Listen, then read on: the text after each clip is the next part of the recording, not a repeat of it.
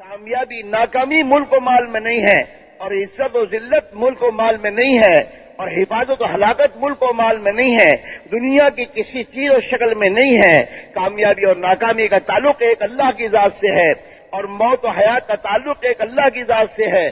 جیسے موت و حیات کا مالک ایک اللہ ہے، ایسے موت و حیات کے بیچ میں جتنے بھی حالات انسانوں پر آ رہے ہیں، ان تمام کے حالات کا لانے والا اور ان تمام حالات کو صحیح حالات سے بدلنے والا بھی ایک اللہ ہے۔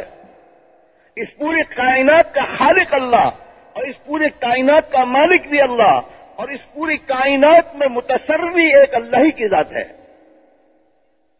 چاہے دنیا کی چیزیں انسانوں کے ہاتھوں میں ہوں، لیکن اس پر پورا تصرف ایک اللہ کا ہے۔ ایک اللہ کی ذات عالی ہے جو پوری دنیا کا مالک وہ ہے، پوری دنیا کا خالق وہ ہے، اور پوری دنیا کی ہر چیز اسی کی قدرت کے ماتحت ہے، اسی کے کنٹرول میں ہے۔ اس کے ارادے کے بغیر درخت کا پتا نہیں ہل سکتا۔ وہ خالق بھی ہے، وہ مالک بھی ہے، وہ متصرف بھی ہے۔ یدبر الامر من السماء الى الارض، جو کچھ دنیا میں ہو رہا ہے اس کا تعلق اللہ کی ذات سے ہے۔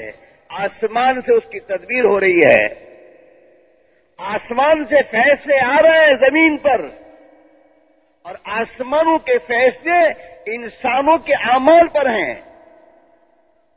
جیسے اعمال انسانوں کے اوپر جا رہے ہیں، آسمان سے ایسے فیصلے آ رہے ہیں۔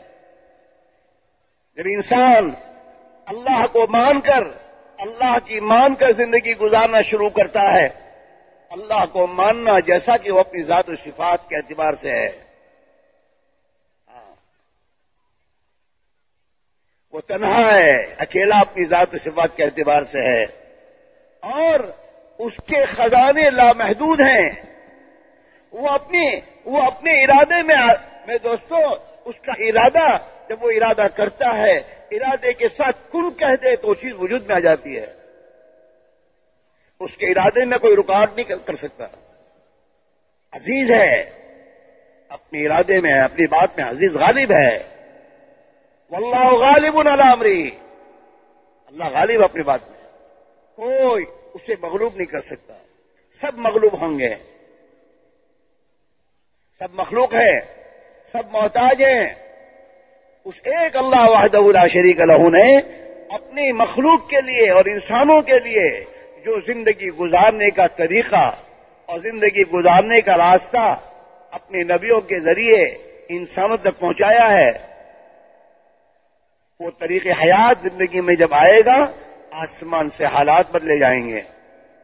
ہر فرد امت اس یقین کے ساتھ اپنی زندگی کی بنیادوں کو اٹھائے۔